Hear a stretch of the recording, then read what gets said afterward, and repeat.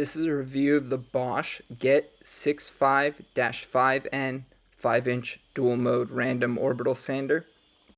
First off, the dust collection works great. Here's a clip of the sander hooked up to my shop vac, sucking up some sawdust.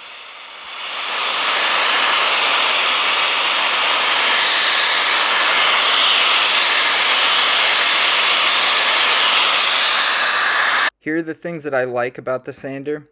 The size, shape, and weight make it easy to hold and balance on your workpiece, but it's still light enough to hold at a 90-degree angle and sand the edges of a workpiece.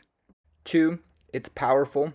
You can see here in this clip, the sander removes all of the pencil marks from this cutting board in a single pass, and this is using a piece of worn out sandpaper.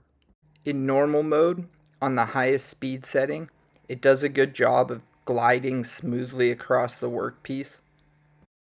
Here I have a piece of maple. It has a laser engraving on it and an oil finish.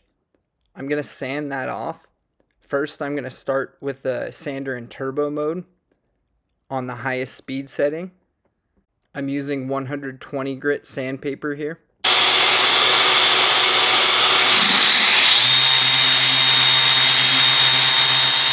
You can see here, turbo mode does a great job of removing a lot of material quickly, but in turbo mode, the sander is very hard to control, and it grabs a workpiece and tries to throw it around. But within a matter of seconds, it takes off the laser engraving and the finish from this piece of maple. I'm not sure if you can see it here, but when using the sander in turbo mode, it does leave behind scratches and swirl marks. So what I do when I need to remove a lot of material, first I'll go over it in turbo mode, then I'll turn off turbo mode, and then go over it again with the same grit sandpaper, and that eliminates all the swirls and scratches left behind from turbo mode. I did remove the handle because I noticed that I would hold the handle and put more pressure on that specific area. So now I just hold the rear of the sander with one hand and place one hand on top of the sander.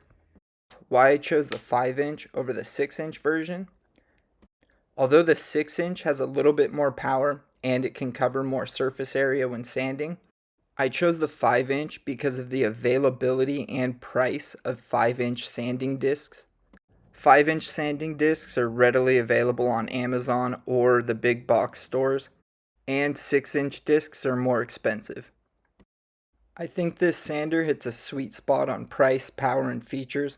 It's much better than the typical entry-level random orbital sander, yet it can compete with the Festool, Mirka, and 3M sanders that cost twice as much.